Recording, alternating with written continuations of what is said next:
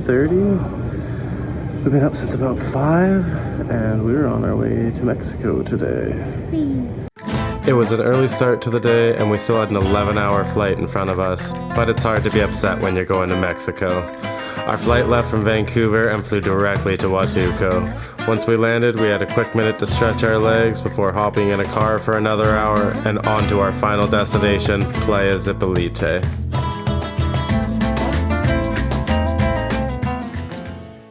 Now that we had made it to the beach, it was time to get to know the area. With small towns like Mazunte and Monte Alban nearby, we had to see what these little beach towns had to offer. We had about a week to adventure around and take in the beach life. I'll admit I'm not great at sitting still, so thankfully Chantel is okay with getting out and having some fun.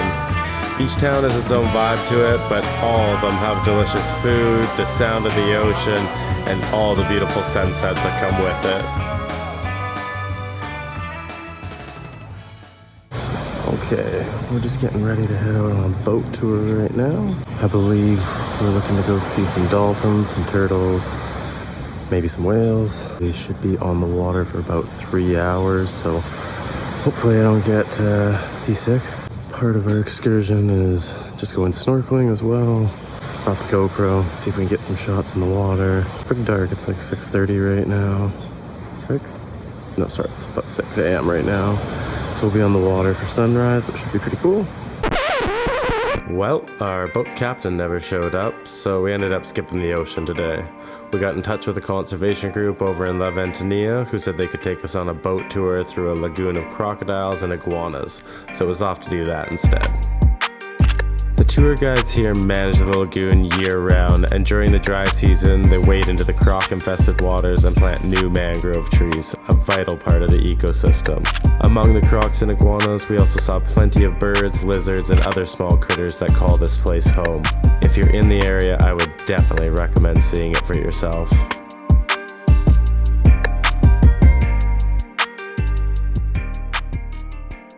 A couple days later, someone put us in contact with the Dan at the dive center in Puerto Angel.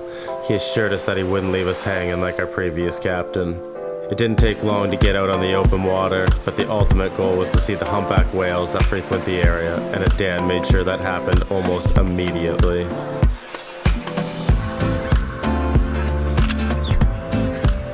A group of dolphins, likely a mother and its 2 kids according to Dan, decided to join us on our way to do some snorkeling.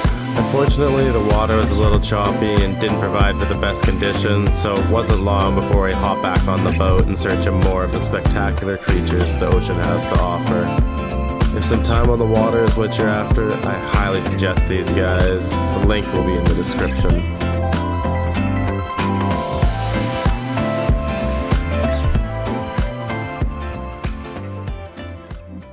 Having spent a week at the beach, it was time to hop on the new superhighway to Oaxaca City and experience a different side of Mexico's culture. Oaxaca's bustling with energy, colors, and sounds. Trust me when I say as soon as you enter the city, you can feel the energy.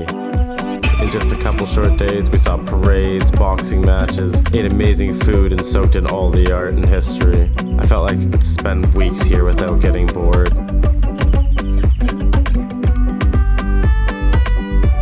We spent most of our time in Centro, which is the old part of the city. Our hotel just blocks away from the smoke alley and many of the magnificent cathedrals the area has within it.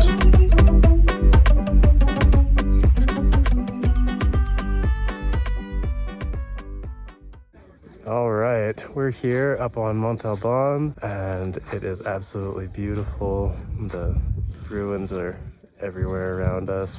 Monte Alban was high on my list of things to see in Oaxaca. Ancient history fascinates me to no end, so when I saw these ruins were located on a mountain above the city, I had to see them for myself. Between standing on the towering steps overlooking the city and the petroglyphs carved into massive stones, it was a powerful sight to see. There was also a small museum on the grounds, but most of the important artifacts, which were found in Tomb 7, have been moved to the Museum of Cultures back down in Oaxaca. Here you could also see a variety of ancient Mexican artifacts, a combination of carvings and daily tools, as well as armor and guns from the conquistadors and other colonizers. If you're into a little history and learning while you travel, I suggest you add this to your itinerary while in Oaxaca.